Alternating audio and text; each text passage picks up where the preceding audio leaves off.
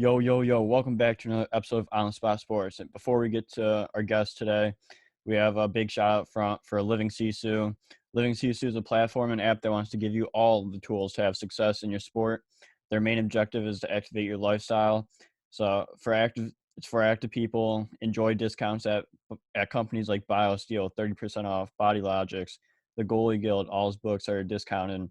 Roan, Lululemon for men, 20% off, online stretching programs with Eccentrics, 1 full month free. They got super silent massage guns, 20% off those. And it's a great quality. It's way less expensive than a Theragun, and it's great quality. So there's so many more discounts that you guys will need to just become a member to see. So they want to provide you with anything you need for success. So come join the community. I'm a part of it.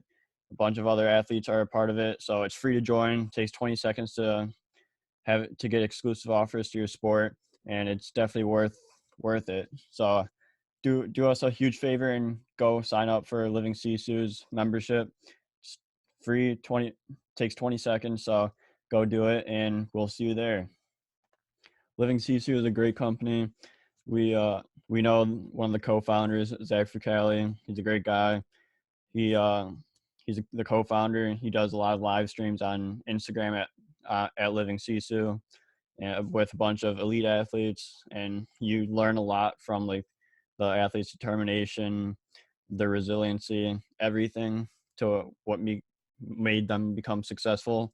So it's been a great experience so far. So go on. I'm gonna leave the link in the description. So go sign up. Welcome back to another episode of On the Spot Sports. I'm Jack, and today's episode we are joined by a very special guest, former professional hockey goaltender and Stanley Cup champion in 2015 with the Chicago Blackhawks, and 2017-2018 World Championship bronze medal winner with Team USA, Scott Darling. Scott played 11 seasons of professional hockey in the Southern Professional Hockey League, East Coast Hockey League, Central Hockey League, American Hockey League, the EBEL, and the National Hockey League. Scott won the 2015 Stanley Cup with the Chicago Blackhawks and spent 5 seasons in the NHL with the Blackhawks and the Hurricanes. Scott played his junior hockey days in the North American Hockey League, the United States Hockey League, and the EJHL before playing 2 years NCAA Division I hockey at University of Maine before turning pro. So this has been an episode in the making, Scott. So welcome to the show, Scott Darling. Oh, thanks for having me, buddy. This will be fun.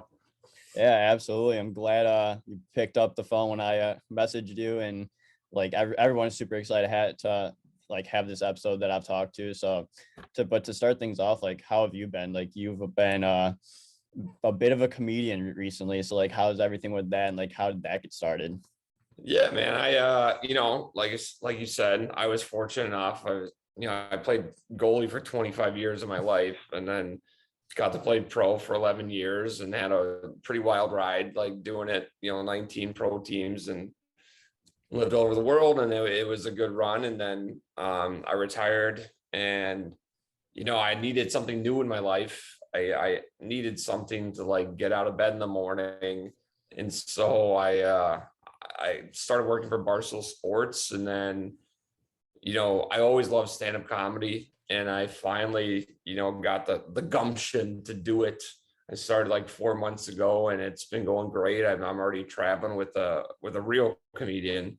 So I'm just like his opener or whatever. But it's been a lot of fun. It's fun to have the freedom to like speak your mind, because when you're playing, you're attached to like a franchise, whatever team you're playing for. So you don't want to like upset anybody or say the wrong thing. But now, as a retired person, I can just be myself, and like, my humor is very dark, so I can like make jokes and like not have to worry about frustrating like my owners, you know what I mean? Yeah. So it's been a lot of fun. Yeah, because I always see like your Instagram stories, and you're like, and especially like when you're up in like Carolina, you're like, yeah, sorry, I was such a shit show in Carolina there. It's like, how much fun is it just be able to say what you want, just do what you want, especially now since you've retired? Well, it's so much fun. Like, even it was fun to do the shows. We did 5 shows in Carolina, and you saw the visual that they put on the wall behind me. Yeah. Like, it was super fun because I was not good when I played for Carolina. I was fucking great when I played for the Blackhawks, but I was not good in Carolina. And I actually blame that on their system. It's not very beneficial for goaltenders. That's why I call it the goalie graveyard, because every goalie who's ever played there, just like their career died there. And I'm one of them. But it was fun to go back to Carolina and kind of like, I'm just a jokester. I don't mean it like actually like offensively. But like if I'm in Carolina and I'm doing comedy, I'm gonna make fun of Raleigh. I'm gonna make fun of like the people, like all this stuff. But I don't actually mean it intentionally, like to be mean. It just, you're at a comedy show, like we're just having fun. And so it was fun to go back there and kind of like rip on, Raleigh and, but I always like apologize afterwards. So I'm like, I'm so sorry because I was so bad. Like, so people know it's kind of like endearing. Like people know I don't actually mean it like to be mean. I'm just joking around. Yeah. Yeah, that's funny, especially like I'm sure everyone loves it too, especially like when you are cracking those jokes about the team and yourself. Like everyone's just smiling, having a good time, laughing, and it just makes for a whole better show when that's happening. Well, that's the goal, right? You want people to laugh. And like I said, I do say like shitty stuff, but I always like make sure people know I'm just joking. Like it's like I'm not actually trying to offend you. I'm fucking around, like, Yeah, so you started 4 months ago. So like how far have you come since like your first show to like your past show, which is like show number 5, I think you said. So like how have you changed as a comedian since then? Like maybe you're nervous your first one, and then like you're comfortable now after your fifth one. My first one. So I was so lucky. I because I've always watched comedy. I always go watch stand up, and I was at the Laugh Factory, just watching a show, and this comedian went on. His name's Ray Westbrook, and he was so funny, and he had the darkest sense of humor, and he talked about killing his kids on stage. And then I was walking through the lobby. I was going to take a piss. I was like on a date, and like he recognized me from playing from the Blackhawks, and he introduced me to his son. His son was there, and he was talking about killing his. I'm like, dude, you're my people. Like that's my type of sense of humor. And so he's the one who got me, because I told him, I was like, I would love to try it, but I don't have the balls to do it. And he dragged me out. He drove me. We went to Valparaiso, Indiana. He goes, open for me. If you don't like it, I'll never ask you to do it again. And I bombed. It was so bad. I did like 8 minutes, but I had so much fun doing it. And so since then it's been like guns a-blazing. Like I've probably done like 150 mics. I've done comedians are a little catty bitches, so you have to save mics. And then I've probably done like 20 shows, but I've been currently like touring with this guy who's like a real comedian. Like he has like Amazon specials and stuff like that, Ian Bag, and he's the man. And I was so fortunate because he's Canadian. He's a huge hockey fan. And he heard my friend Luke Gadzik, who used to play for the Oilers, was at some charity event with him, and like mentioned to him that I was doing stand-up. So Ian reached out to me. And so now I'm doing this thing. So like, I was just so lucky that I kind of like, my trajectory has been very quick. Like, most people don't get these opportunities, but I'm so grateful. And like, Ian's the best. Like, he's the man. I love him. But so I've been doing it with him, and, doing like real shows, like around the country. So, it's been a lot of fun. I enjoyed it a lot. Yeah, that's awesome. So how quickly like came up, and like how the trajectory is, especially now with like goaltending is not that quick of a trajectory. So like just to have it as comedy, like, and you're touring everywhere, have like your own like stand-up comedian that you're touring with. So like what has been like your favorite places that you've gone to or gone to tour with them? I mean, we've only done 10 shows together, but we have more coming up. But I mean, everywhere is fun. It's just the fun part is like I've lived so many places that like I can relate to like anywhere that I'm at.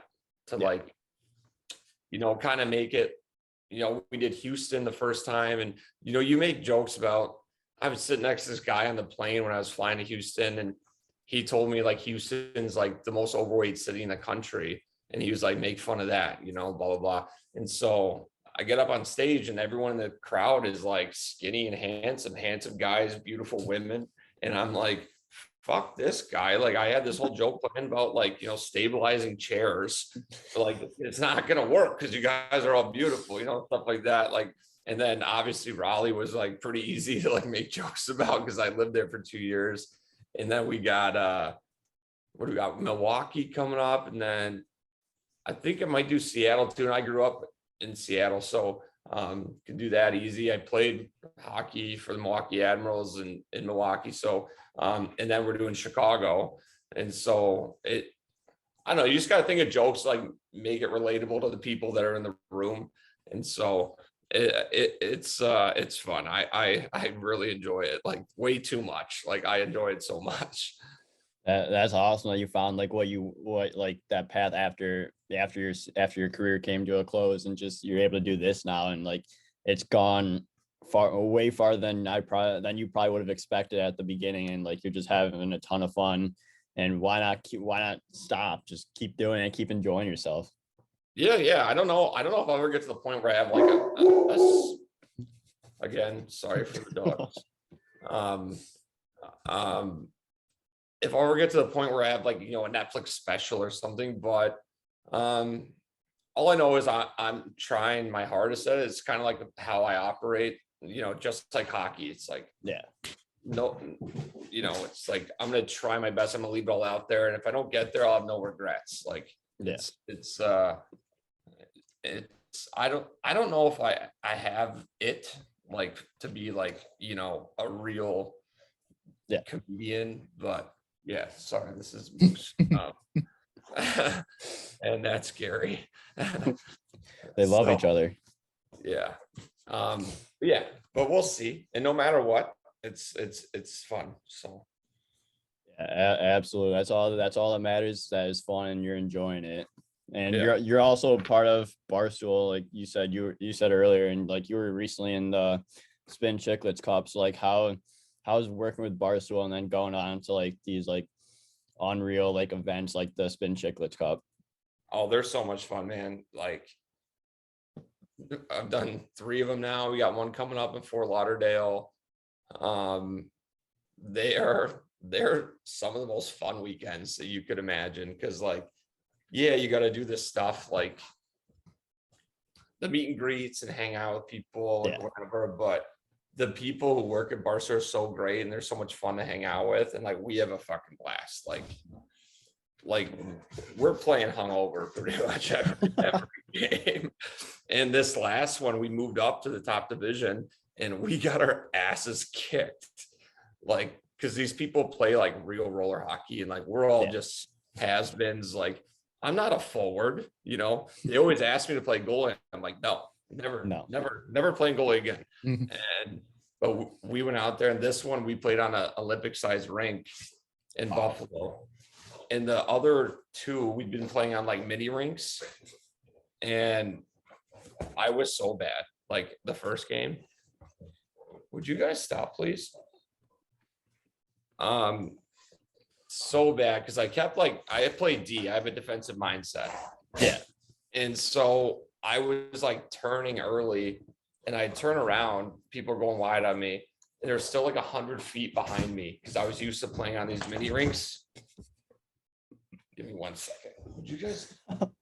I'm gonna put you upstairs. Sorry, this is my life. What a life. But first game I was terrible in Buffalo, but then I got the hang of it. But we had a lot of fun, like filming. It was a great setup, and there's a lot of good content that came out of it. So it seems like fun from like all the videos that Barstool puts up. And like, were you heated in one of the games? I don't know if that was you or Whit was trying to pull you out or something like that. Oh, Whit benched me. He benched me. Oh yeah. Yeah. He called me off and he's like, "Darling, change." I was like, anytime. Cause like, I'm also out of shape. I haven't worked out in like a year and a half. So I was like, yeah, get me off the rink. I don't fucking care. And then he benched me. And then games 2 and 3, I mean, I'm not trying to brag, but I kind of was awesome. So, but yeah, I'm not a goal scorer. I'm a stay-at-home D man. And like, I always joke that I don't wear gear. Like I don't wear pads, but I can't help but block shots. Like I literally lay out for shots and I'm like, why am I doing this? Like I leave these tournaments, all these bruises. I'm like, what are you doing? Like, just let them fucking score. I'm like, who cares? But I just can't help it because I have a goalie mentality. So that's still fun, but you're leaving the games with some bruises, some battle scars, but you're like, but you have that defensive mindset, and like you played goal your entire life, so you're like, I gotta block it, even though you're like, I should let them score. yeah, you need to pay me more for me to do that, but I just still do it. I can't help. Absolutely, but like, what has been like the differences between like when you've been like on the ice compared to like what you're doing roller? I mean, you're drunk half the time that you're playing roller, but like just like the skill side of the game as well, like with roller. Well, it's hard because like I actually played. I played in the World Championships roller as a goalie last year. It's called Narch in California. And it's so much different from playing ice because you can't slide, you can't shuffle, you can't. So I ended up just playing on my knees because I'm big enough. I'm 6'6". So I just like went post to post with my feet and just like played with my hands. Like, because I was like, I can't shuffle. I don't know what to do. Like this team's paying me to be here. I'm an ice hockey goalie. I'm not a roller goalie. And so, but playing forward, my biggest thing is I'm a pussy.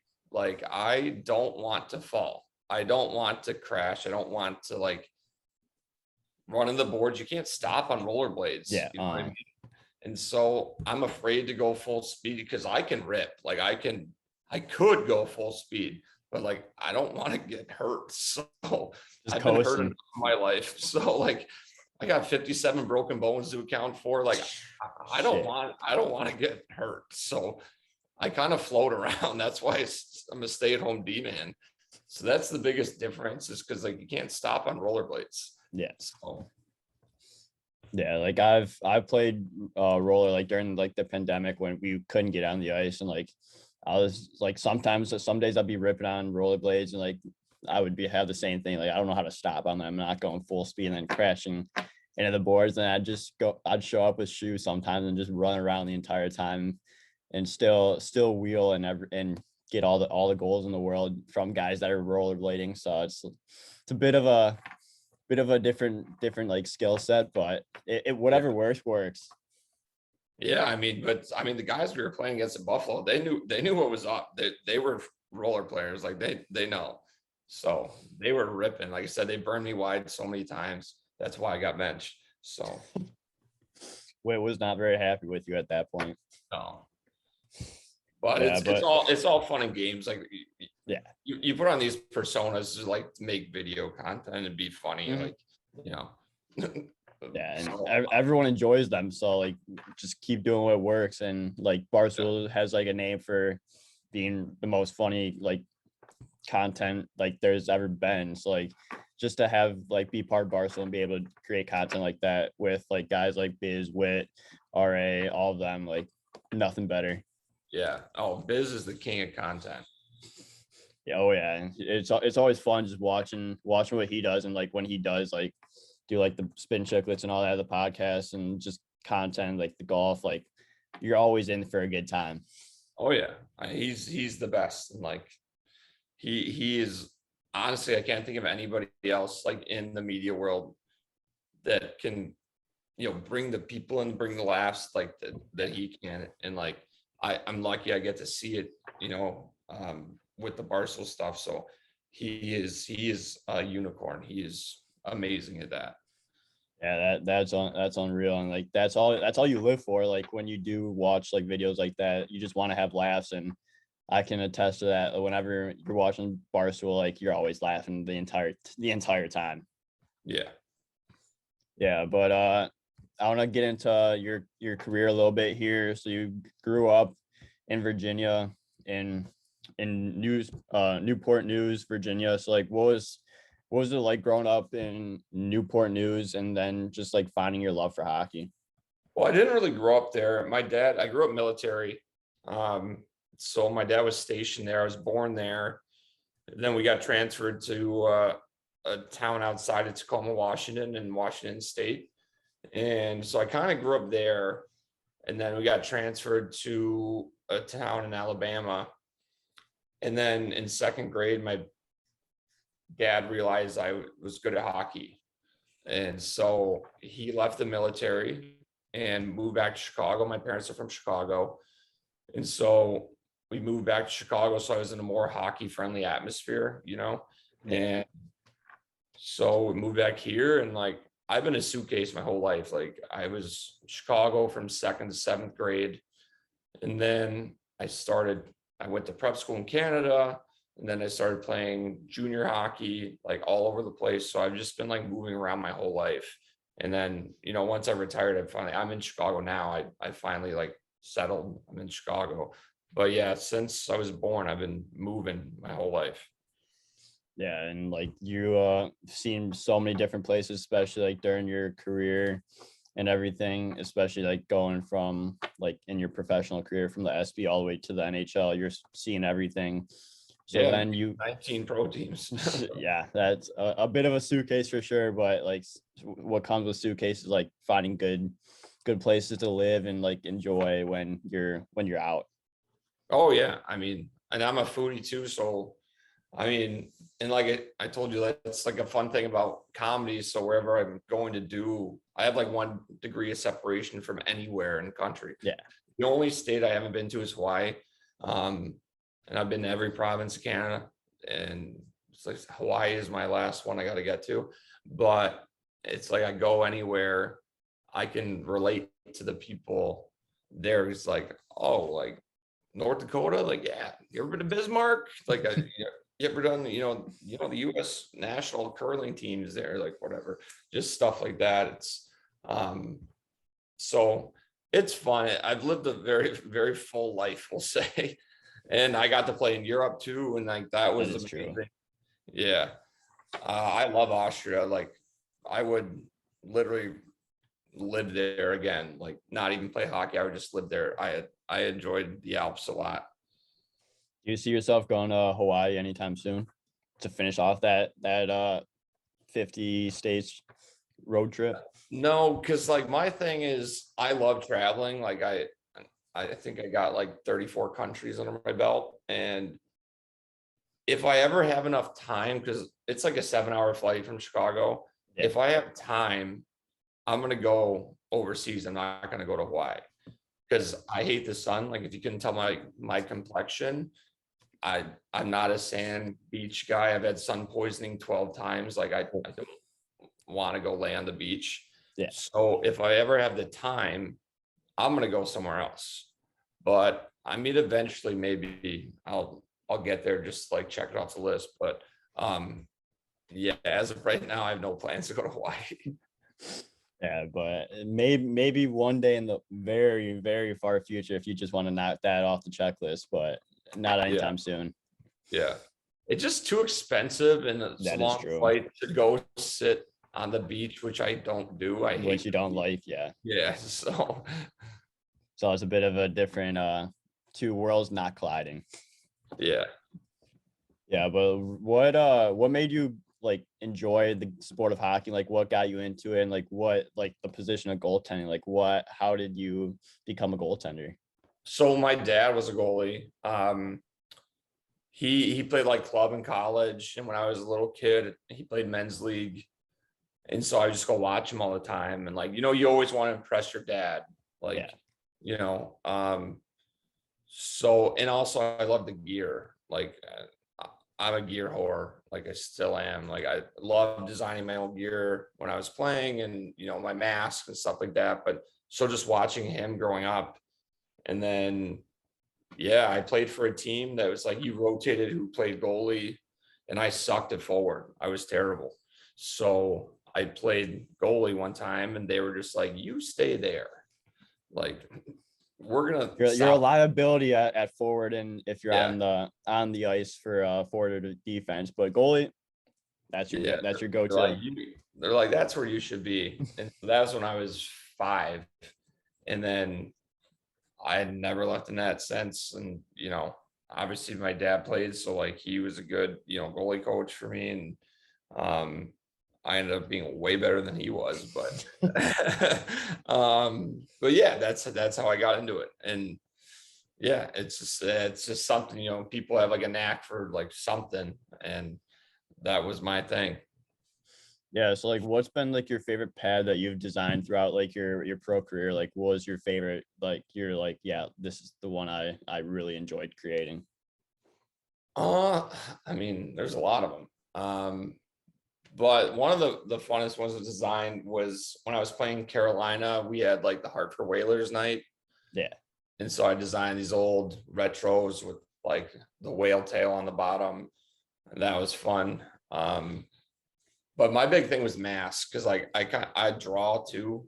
Yeah. And so I would like draw out the design and then the artist would make them, better. But I really enjoyed, creating like mask ideas. That was more my thing. And I collected every mask that I had during my entire career. Like in my basement here, I have like, probably 30 helmets like lined around the room. So That's sick. And so like what do you have a few favorites that you designed for your mask, or are all of them like a favorite because you put so much time and effort into it?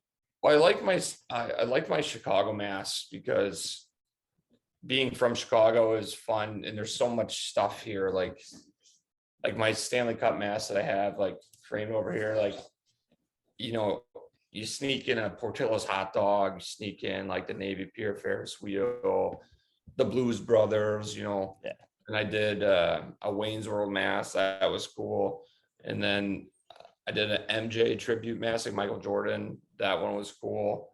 Carolina was a little harder to do because, I mean, no offense to Carolina, but there like wasn't that much going on. So it was a little harder to like be creative with those masks. But my Chicago masks, like all of them, like I would hide stuff in my mask. Like I would subtly like put in like a clear, like glossy, like Cubs logo or Bulls logo, like in the mask that you couldn't see on TV, but they're there, So I like doing stuff like that. Yeah, I do remember your Chicago mask, and I can say that they're sick, and like I've always enjoyed those Chicago masks, but even to like you point out the details like that even makes it even sweeter. Yeah. Yeah, but then you go into like you're playing youth hockey throughout the world, and you go into Quad City Express, and then you go to CYA, which is a big AAA organization in the Chicagoland area, one of the best in the state. So like what was it like to go through like youth hockey, especially like AAA, and just being in a good organization like CYA? Yeah, I mean, it was great. I mean, I was so lucky. I was kind of in Illinois hockey. I would say I was the best 88 birth year goaltender in, youth hockey. So I'm not trying to like brag, but so just the TI first, Team Illinois, and then all of us moved to CYA. And CYA was great. I was lucky enough, we got to play in the Pee Wee World Championships in 7th grade up in Quebec. That was a great experience. Like you're in 7th grade, you're playing in front of 20,000 people. Like, Wow. It was wild. And then we actually lost in the semifinals to Detroit Little Caesars, which we had beaten 4 times that year. We were 4-0 against them, and we lost 1-0 in overtime in front of 20,000 people.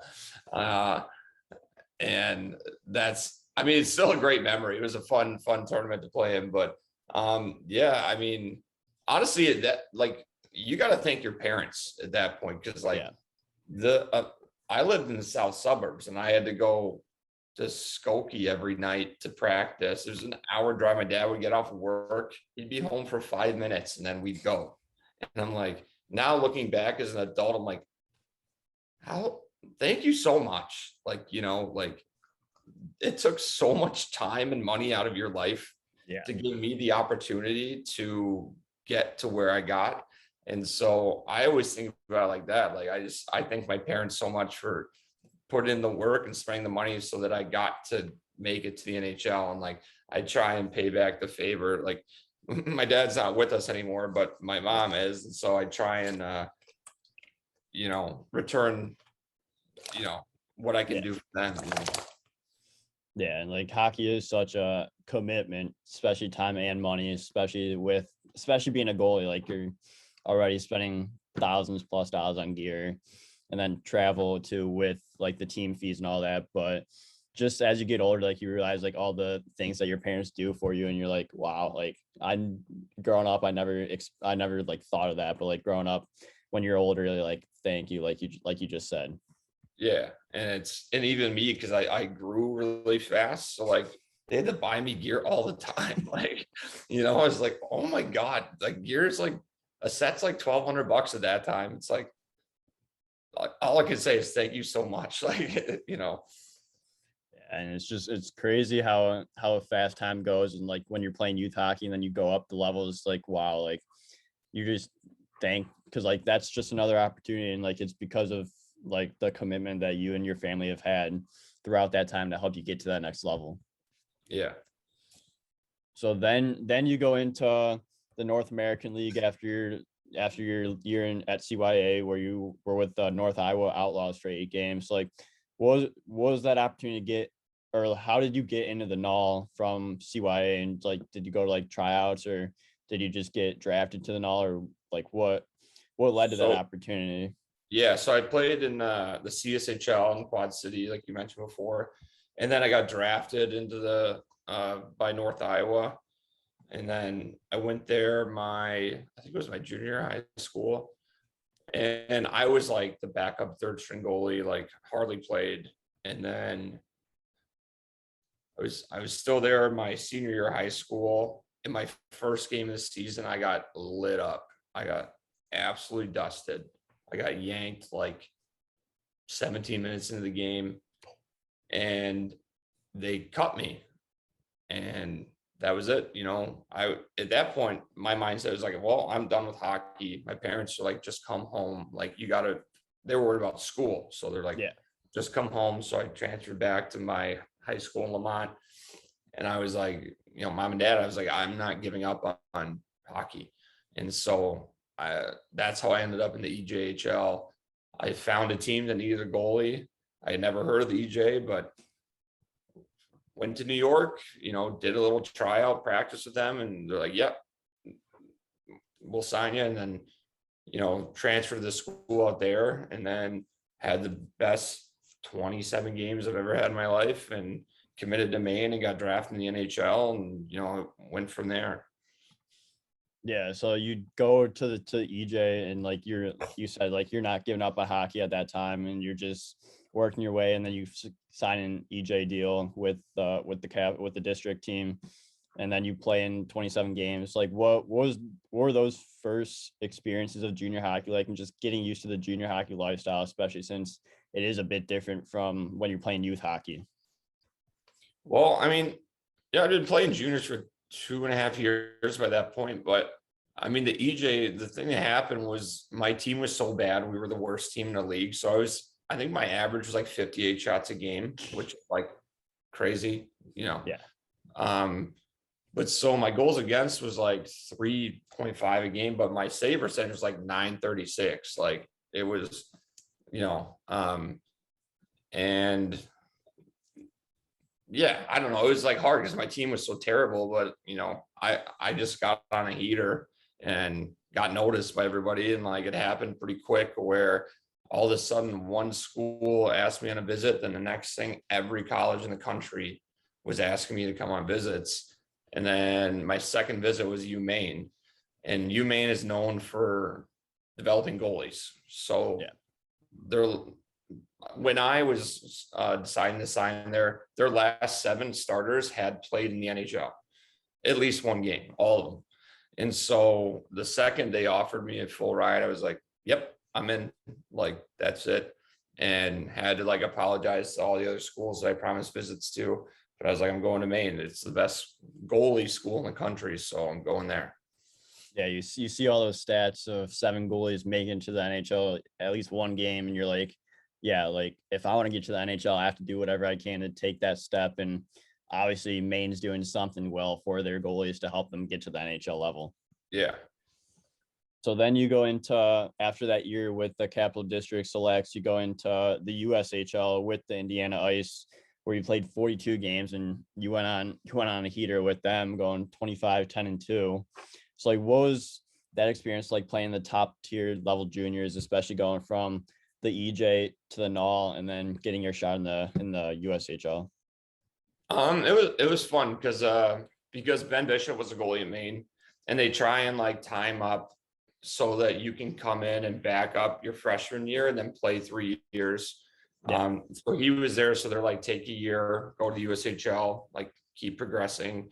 And I loved Indiana.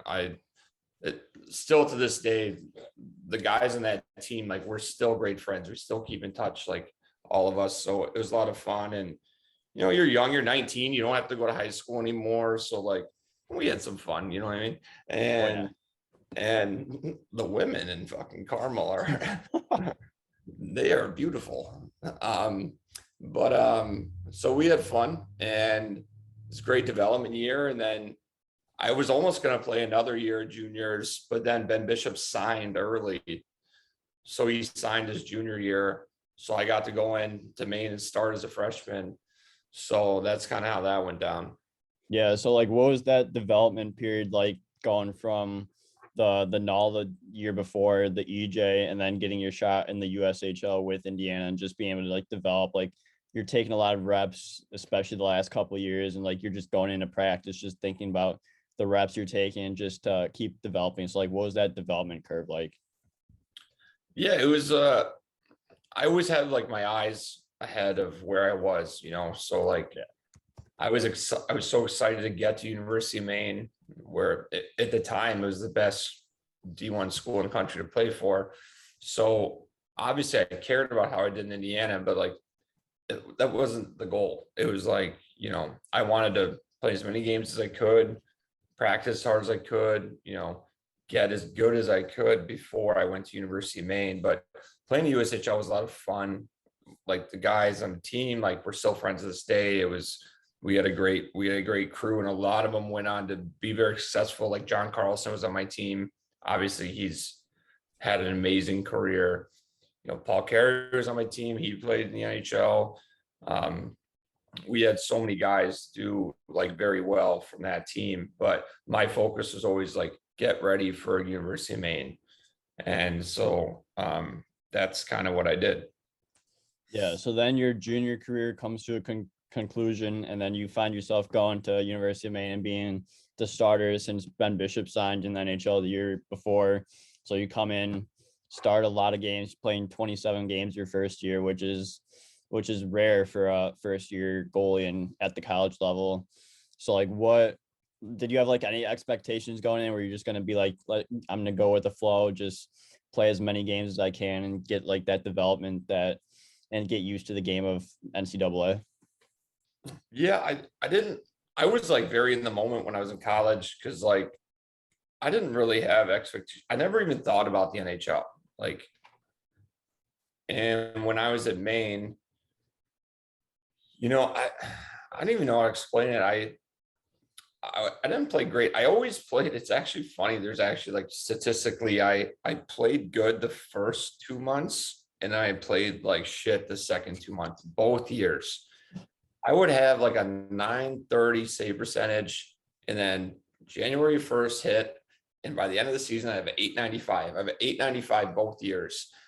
And I don't know what it was, but I think it was because I don't know. I was an idiot when I was like 21. Like, I partied too much in college and like did that. Like, I tried to be a college kid and a D1 athlete. And That's not good. So you A don't want to hard do, mix. yeah. So I don't know, but it was a lot of fun. It was very cool. Like, I don't know if you've ever seen like the rink in at Umaine, the Alphon Arena. Like Yeah. it's one of the oldest, like, stadiums in the country, and like it's a very unique experience. I wish I would have played better. I wish I would have focused on it, but is what it is. I grew up and got over it, and like that's that. What was the student section as good as it is now? When especially like now it's like electric. Was the student section electric back then when you Oh, played it for was UMaine? electric, dude. Because we were the last rink in the country to not have a net behind Oh, the goalies. oh, so you're So on top of the goalies. yeah, it comes right down to the top of the glass, the second, like the student section. So opposing goalies during warmups would actually purposely tip pucks into the student section. I've seen some trumpet players get taken Oh, out oh. because like they did it on purpose. But it's very cool, like unique arena. It was fun to play there. I'm happy I got to do 2 years there. Did you get any chirps from like other student sections when you'd go to away games? Like if you did, like what were some of the best chirps that you received? Um, I didn't really get many chirps in college. I do have a good story about playing the NHL. Um, I was I was playing the Flyers one time. We were in Philly, and like right down the tunnel, you can hear what the people are saying. Like people don't know that on the ice, you actually can't hear what anyone's saying. Yeah. So like you're wasting your breath. And this guy, the whole game, had been chirping me like big time. This fucking loser, like with a tie on, like right in the tunnel. And he was sitting next to this like very attractive girl. And it's the last TV timeout. I'm at the bench getting water, and we're losing. The game's like 4-1, like game's over. And he just kept going, and I was already frustrated with the way the game was going. So Yeah. I literally look at him, I go, dude, I will fuck your girlfriend tonight. And the second I said it, the place went like silent. So everybody heard me. And the whole section started like belly laughing. And he went red as a tomato. And then I just looked at her and I go, and I skated back to the net. That was probably my best one I've had with like the fans. That's hilarious, and like that's awesome that the like everyone started laughing, like it went silent. Like you wouldn't expect like it to go silent, but like when you do say something like that, like everything just goes silent. Yeah, but it was just perfect timing. Like I don't know why everyone got quiet before I said it, and I said it, and everyone heard what I said. If you're gonna chirp, expect to be chirped back at sometimes. Oh yeah. Yeah, but that's awesome. And then you go into your second year of UMaine. So like what was that second year of UMaine and like just having like that feel of just like that comfortability, especially since like that first year is always like a little like hairy, a little like you're nervous, but then you go into your second year and you're like more comfortable. So like what was that second year like at UMaine? Yeah, see, it went the same way. It went the same way, like where I started out hot, played great until January 1st. And then I that was it. Like and I sucked the rest of the season. And then yeah, I mean, school is fine. Like Maine sucks, to be honest. There's nothing to do. It's a small college and like whatever, but yeah, it went the same way. Like I said, I have the exact same stats both years. So yeah, same as my freshman year. Yeah, so like what was that transition going from the U show to NCAA Division I? Like obviously it's a step up in like pace and everything. Did you notice like the game like got substantially like faster, guys are stronger? Was it kind of like the same? No, I thought the USHL was like a better players than that I played with in college. Obviously I played against great players, Yeah. but like my team in the USHL was better than my team at Umaine. Because we had a juggernaut, like our team in Indiana. But there was obviously some great players on my team, like Gustav Nyquist was on my team, Brian Flynn, Spencer Abbott, they all made it to the NHL. But then you have some duds, not trying to be offensive to them because, great guys, but my team in the USHL was more, could probably beat my team at Umaine. So. Yeah. So then you played 2 years there before going on to professional hockey. So like, what did you learn throughout those 2 years that would help you go into that pro level? I learned to not be a moron. So like I said, I partied way too much in college, and then I was drafted by the Arizona Coyotes. Back then it was Phoenix Coyotes, but so went to training camp. They didn't sign me, and then they sent me to their East Coast League team in Las Vegas. Went to Las Vegas, and as a 20-year-old idiot, I partied, had too much fun, and then you end up in the Southern Pro League. And when I was 21, I like gave my head a shake. I was like, I know I have the talent to be good at this. Yeah.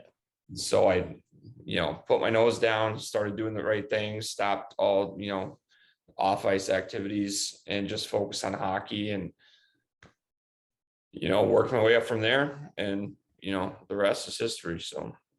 That's a tough stretch to overcome, especially going from, like, there's only been very few that goes from the SB to the show and then win a Stanley Cup as well. I'm like, the only one. Or the only one. No one's ever went from the SB to the NHL.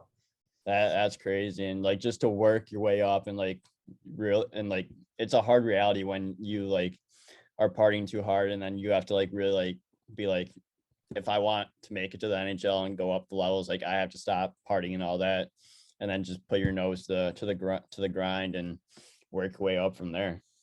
Yeah, and that's what I did. And yeah, put my horse yourself on and did that.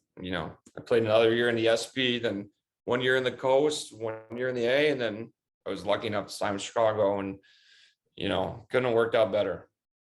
Yeah, exactly. So in 2007, like you said, you were drafted to the Phoenix Coyotes at the time, 153rd overall. So what was the feeling like to get drafted to the NHL, and like where were you when you found out? I was actually at tryouts for the Indiana Ice, and I was watching it. I thought I was going to draft by San Jose told me they were going to draft me. And then I forget what other team told me, and I was like watching on the computer, and I thought I was going to go in the 5th round.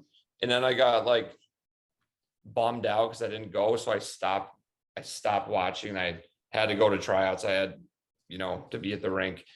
And then all of a sudden I got a call from Wayne Gretzky. He was the coach at the time. And so I was like, holy shit. So it was cool to get drafted while I was at tryouts, because everyone was like, holy shit, you just got drafted. Like, everyone knew I got drafted. So that was pretty cool. Yeah, that's a crazy story. And like Wayne Gretzky, like there's no better coach to be calling your name when you get drafted. So you got drafted to the Phoenix Coyotes. Yeah, Uncle Wayne. Oh yeah. So then you go to the NHL development camps and training camps and all that. So like, what was training camp like, especially at the NHL level, before like they sent you to the coast, and then finally like you working your way down to the SB? It's crazy for me because like I'm a very like anxious, like nervous person, and not good in like being, in public or scenes, you would think, because fuck, I do stand-up comedy. You would think I'd like, but I'll just never forget my first training camp with the Coyotes. Shane Doan, I walk into the rink and Shane Doan was doing a commercial on the ice, and he skates off. He's done, and he's the nicest guy in the world. And he's just like, "Hey, I'm Shane," and I'm just like I went mute. I couldn't even say anything. Like, I was like, so early on in my career, I kind of just like didn't say a lot. I put my head down. I stared at my shoelaces, like kind of just tried to get through it. But I mean, training camps are hard because they're physically demanding. You got to do, fitness testing and all this shit, and skate twice a day and do all this stuff. So I went to a lot of development camps with Coyotes. Then I went to development camp with the did you hear that? No. Sorry, my dog just farted right in my ear. then I went with the Coyotes. I mean, sorry, I went with the Capitals. Then I did it with Nashville. So I've been doing this for years, and then finally signed with Nashville's farm team, and then Chicago. I'll never forget the second year we were all throwing up. Like they really gave it to us at fitness testing, and I have videos of all of us throwing up at the same time. Because like you'll never know about how hard it is to do like a VO2 test, and there's another bike test that like they literally kick the shit out of you, and it's like the hardest thing ever to do, but you have to do it every year. But it's a lot of fun. Like you said, it's cool to you meet so many people, because there's at that point there's like 80 of us before everyone gets sent down to like the AHL, the East Coast League or whatever. So Yeah, so then you go to the SP, you sign with Louisiana Ice Gators. So like what was it like to get that step in the door of professional hockey, and just to be like, I just want to work my way up the levels and eventually get to the NHL, but like you have to obviously focus and stay in the moments. Like what was that like foot in the door of professional hockey at the SP like? well, I mean, for me at the time, it wasn't a step in the door, it was a step down. I was like bummed that I had to go play for Louisiana, but I was happy I had somewhere to go, Yeah. and play. But yeah, that year was something. I still to this day I love Louisiana. It's one of my favorite states, and it was too much fun. It was too, because like we lived on the Raging Cajuns campus in Lafayette, and it's like going to college without going to class. Like we were, I'm 21, and some people think I'm handsome. I don't know, but at least I'm charming. And so you're just like pulling college chicks, and like they think you're like a pro hockey player, even though you play in the fucking SP. It's like, can you buy my drinks? Because I can't afford them. I'm making $250 a week. And so that was a year, and even that team played with a lot of great guys. We still keep in touch. But then that was the year after I got done in Louisiana. I smartened up and started, actually trying to get to where I wanted to go. Yeah, and like I always heard like Louisiana was a great place for hockey, even though like it doesn't sound like a hockey hotbed, but like I've heard like the atmosphere there was pretty good. Would you say the same? Yeah. Oh, we had great fans, great people. They're all so nice down there. I love playing there. Yeah. So Yeah. So like what was like, I always like to have like, what was your like what the fuck moment in your first year pro, especially like with like the minor levels, like you always get those like what the fuck moments. So, like what was your what the fuck moment? it was like right after the season. I was living in my uncle's guest house in Florida, and I was working for him. I was setting up silent auctions at casinos for like memorabilia. So all I would do is drive casino and like set up the things, and then like clean them up afterwards. Would you guys not, please? And so I had this epiphany where I was just like, I know I can be better. I know I can do better. Yeah.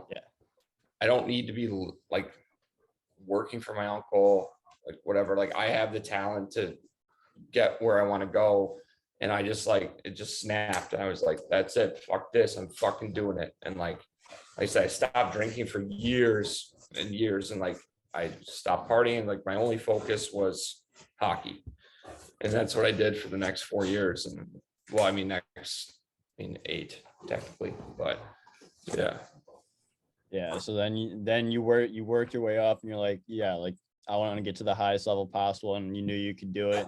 So then the next few years you work your way up the chain from Mississippi, or going from Louisiana and SB to the Florida Everblades in the coast, to the Wichita Thunder of the Central League, Yeah. and then Charlotte Checkers of the AHL. It's like, what was it like to finally find that success and like that drive that you had, where you're like, I'm gonna keep going up the levels and just get those call ups every single year and just keep working your way up?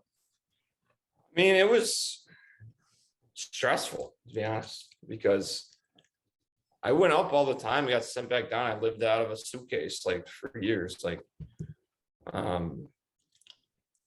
because every time I knew if I'd get called up as emergency backup for somebody or something, like it's like I know I'm here for 2 days and then I'm going back down or whatever. But so it was just, but I paid attention. So every night I would watch the box scores in every league above me. And if a goalie didn't finish the game, I would call my agent and be like, call this team right now, like before the game's even over, so that I'd be the first one in their ear to like get a call up or whatever. But so I did it for years, man. Like literally I had a duffel bag that that was it. That was my life. I had this duffel bag with all my clothes in it. And then obviously my hockey gear, and like even on my hockey DB, I think there's 19 teams on there, but I was on like 29 teams. But I never played a game. So I would just go up, back up, and then I get sent back down. So it was there were 3 years there that it was a lot of what the fuck am I doing with my life kind of thing. So yeah, but at least you're advocating for yourself and looking at like the box scores and all that, and like being like the first guy in like in coaches' ears, because like if you're one of the first people in their ears, like they're more than likely to call you instead of trying to get someone that like they have to search for. Right. And that's why I still tell my friends to this day who are still in the minors, like do that, because like even if you don't play, like they just need somebody, you know what I mean? So it's like just have your agent call them, like be first, like pay attention. I always joke with my agent. I was like, why the fuck do I even pay you? Like I still pay you. I was like, put your kid through college. But like I did your work for you, you know? Yeah, that's funny, especially like since like your agent got you a lot, and like you're just calling him, being like, yeah, just give me to this place, give me to that place, like just help advocate for yourself a little bit and like get your name out the window. Yeah. Yeah, so then in 2012, you got a full-time gig in the coast with Wheeling Nailers before getting a big chance in the American League the following year in Milwaukee. So what was your time like developing in Wheeling to really help you go up that next year and excel in Milwaukee? I mean, Wheeling was great. I was so lucky. I would say I have two big bounces in my career. So in Wheeling, they shared a farm team with the Penguins and the Canadians. So they had a goalie, sent down the fifth string goalie for the Penguins, the fifth string goalie for the Canadians, and then me. And like right before I was about to get sent down, the goalie from Pittsburgh, he had a bad game and he punched the door and he broke his hand. Oh. And so I got to stay, and I ended up having a good season. And, you know, when he came back, they actually removed him from the team. They put him somewhere else so that I could stay there. And then I got called up to Wilkes-Barre Scranton in the AHL. I never played a game for him. Like I said, it happens. Like I just backed up for the playoffs for 3 months. And from there, I got my two-way East Coast League AHL East Coast League contract. And then that season, Pecorine had to have hip surgery, and he got a bacterial hip like infection in his hip. So he was out for like 6 months. So I got to get bumped up to the AHL, and I played for the Milwaukee Admirals. And that's the season I ended up being the best goalie in the league. And then I, had my choice of what team in the NHL I wanted to sign with after that. So those are my two lucky bounces.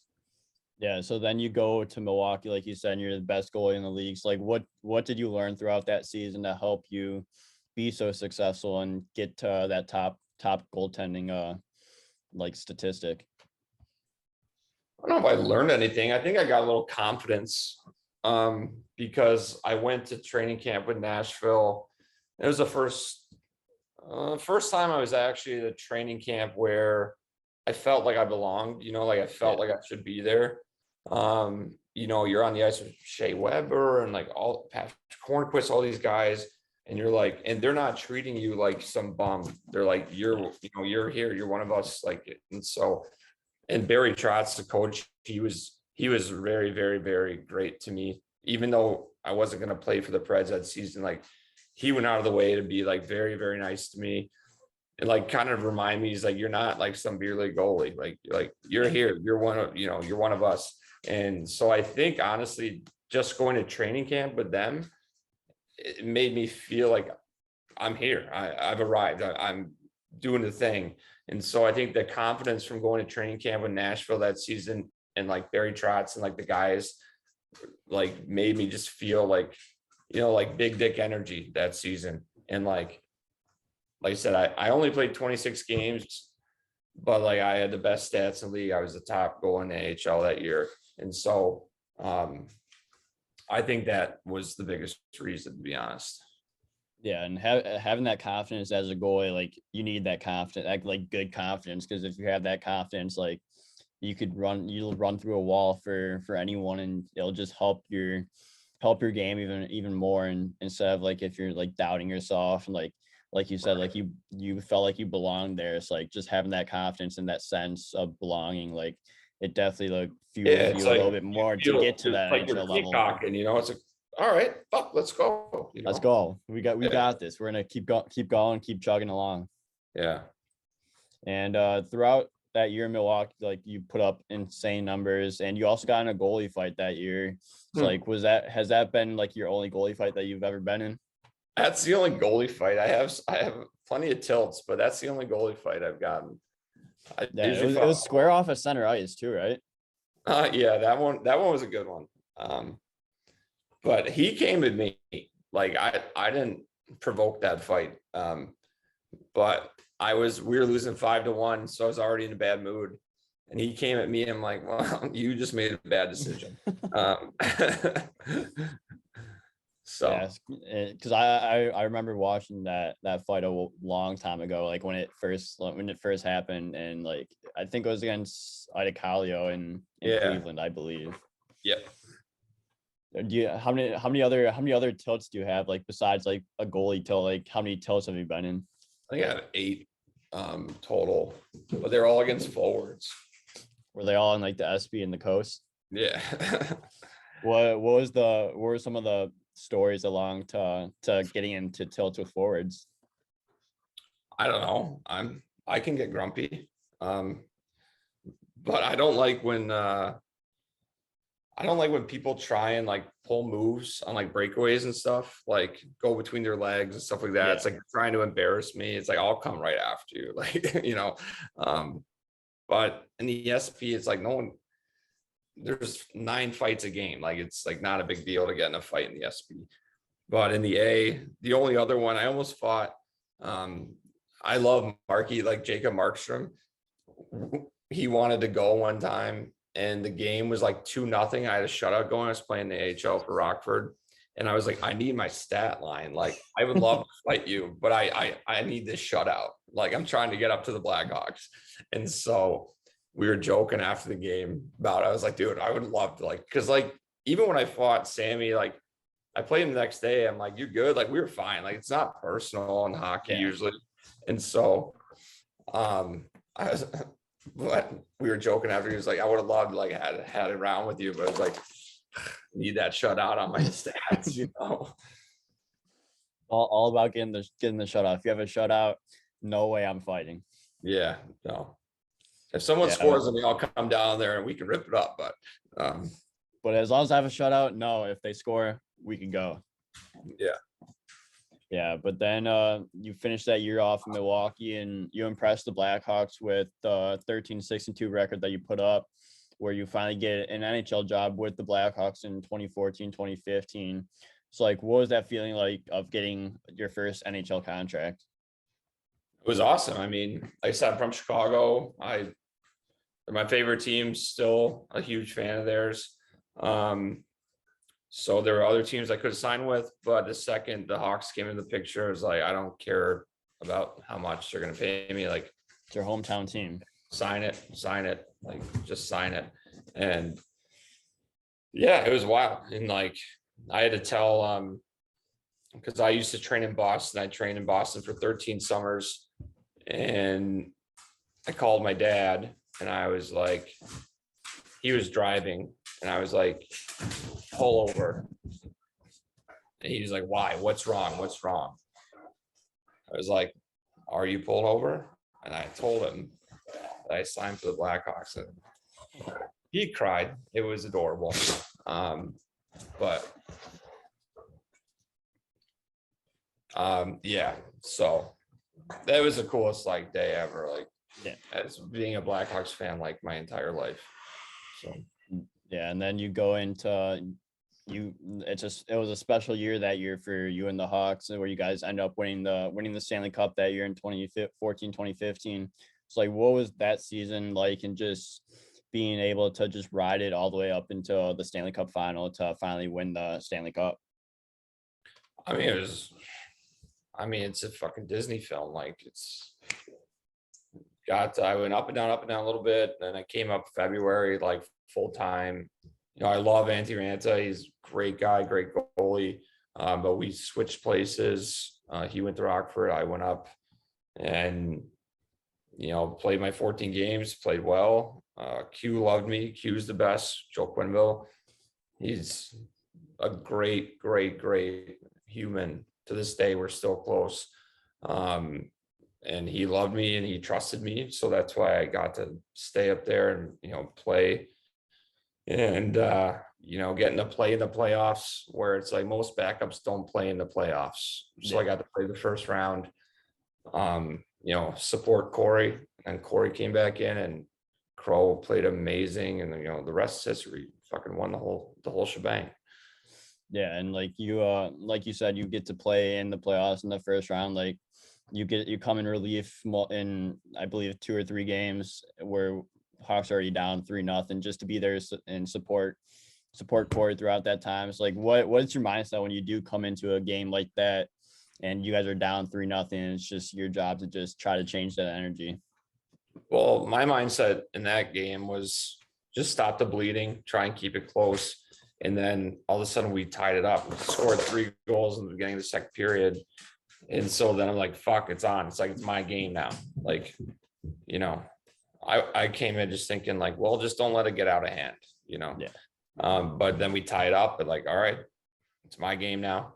And then, I had a pretty good night there.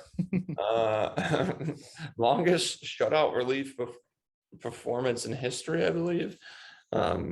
So Pretty good. No big deal. Not a big deal. Yeah, not a big deal.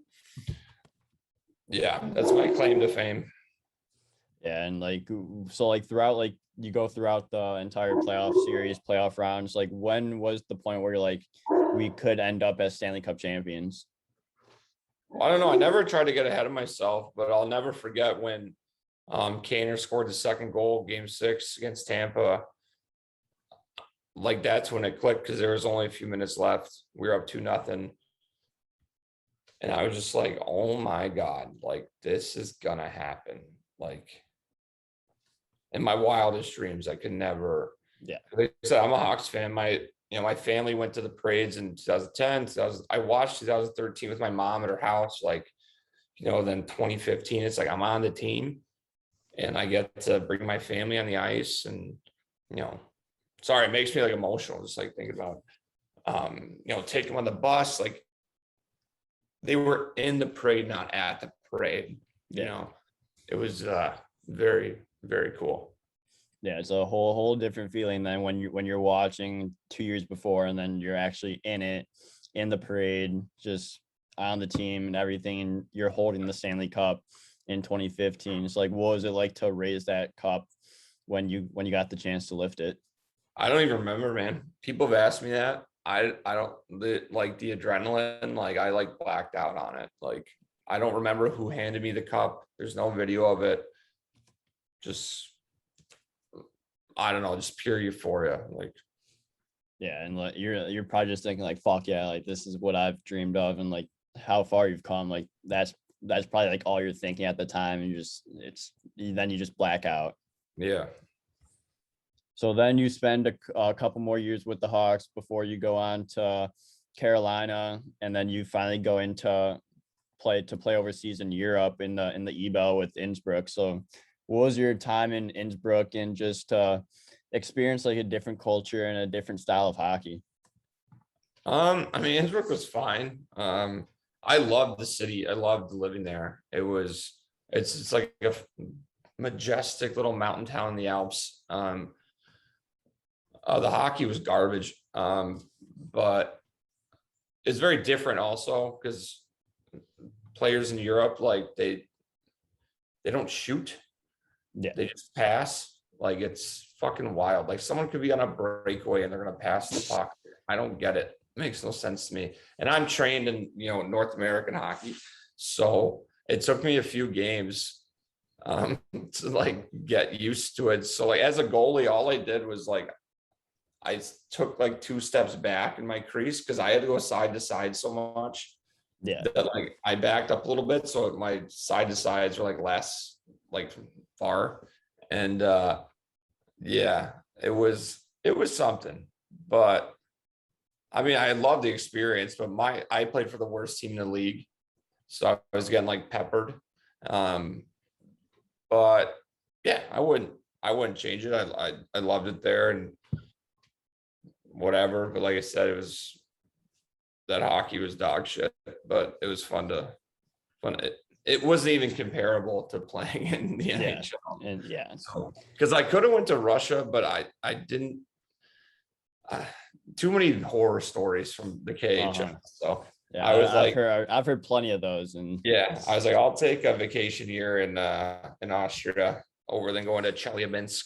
So yeah, and like the views and like you have the Alps right there, like the views must have been insane. Like you just look out your window, go anywhere, and like just see the Alps and the mountains, and you're just like, yeah, this is probably a better spot than going over to the KHL. The fucking Chernobyl, yeah. So no, I loved it, but it was fun. But yeah, was it like a big culture shock going from North America over here to Europe and Innsbruck, or was it kind of similar? No, it was fine. I mean, most people speak English, and I'm pretty good with languages. So I learned German when I was there, so I could converse with the locals out of respect. But they mostly spoke English. That's at least good. Yeah, it wasn't a culture shock, but it was just cool. I love Europe, like the way of life. Like it's slower pace. Like everyone's kind of like chilling. Restaurants close from 2 to 5 and they open up again, so everyone can go have a fucking nap in between their work. You know what I mean? And the people were great. I mean, yeah, no complaints. Like I have so many friends now from that team that's like they've been playing there for 10 years. Like they don't want to leave. They're just playing around. I think it's called the Ice League now. It's not the EBL anymore. Yeah, I think it's like the ICHL or ICEHL, something like that. Yeah. So, no, it was a great experience. Like I said, my team sucked and we were terrible, and I got shit kicked most nights, but I loved living there. Yeah, as long as you love living there, like that's like you might be in shit kicked, but like living there, you can't come with anything better. No, I was on top of the mountain every day by 12:30 after practice having a schnitzel. It was the best. Yeah, that's unreal. So like throughout your career, like looking back at your career, like what are some tips that you'd give to like younger goalies looking to get to that next level, whether it be youth to junior, junior to college, college to pro, or junior to pro, or wherever they are? I don't know. I got 2. Okay, so goalies hate working on skating. It's boring working on your skating, your footwork. It sucks. It's hard to do it. It's the foundation for good goaltending. Trust me, I'm the same way. Like I hated doing it, but I did it and maybe like a great skater.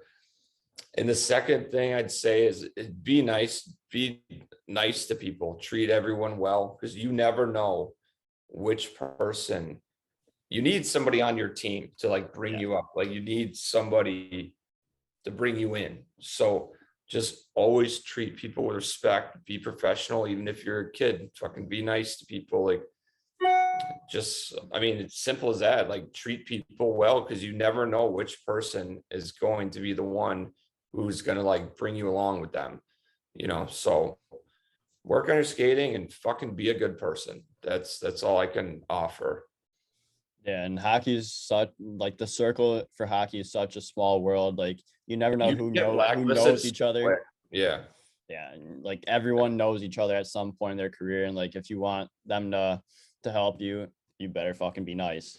Yeah, just treat people with respect and be nice to everybody. And like I said, it'll, for me, it actually helped me a lot to not be a fucking shit, like a bad person, like some random person I never knew was going to be influential in my life, like because they liked me, respected me for how I treated them, brought me like along the way. So Yeah, you never know where it could take you, and you just gotta be nice and be a good person. yeah. Yeah, so I have a few more questions for you before we wrap things up here. So, what has been like some of the best barns that you've played in the NHL? In the NHL, it's I love playing in the Canadian cities. Pretty much all of them, except for Ottawa's pretty boring. Doesn't have the same like energy, but any of the Canadian cities. In the US, it's fun to play in Nashville. Nashville's a lot of fun to play in. Obviously MSG in New York is fun to play in. Those are probably my favorites in the US. Yeah, those are some good picks. Like whenever you watch games on TV, like those always have like a great energy to play in, and like it's just great to see, especially like you weren't in the NHL when Vegas came into play, right? Yeah, it was. Did you play there? Yeah. How was that energy? Because I've heard like that's like a top-notch energy building as well. Yeah, it's a unique one because no one there is from Vegas. Like, so it's a unique vibe. Like, my dogs are fucking. What are you squeaking about? I got a lot of mouth. But it's a unique vibe because like no one's actually like a Las Vegas like local like fan, Yeah. and so it's just different. But it's so vibrant. Like they have the whole show. Like it has the Vegas like Cirque du Soleil thing going Yeah. on. So it's a cool place to play, but also every time you play there, you're just waiting to get out of the rink so you can go head up the strip. Yeah, exactly. And go to the casinos, go hit up the strip, like just anything outside of the rink, because Vegas is such a show. Yeah. Yeah, but then who like throughout like your time with the Hawks, like who was like your best friend on the team? Best friend on the team? I don't know. I mean, I was close with a lot of people. I don't know if I could, coin a best friend. I mean, favorite people, like I love Corey Crawford, um, Brent Seabrook. I mean, all like I said, I can't pick one. Like it's so many of the guys.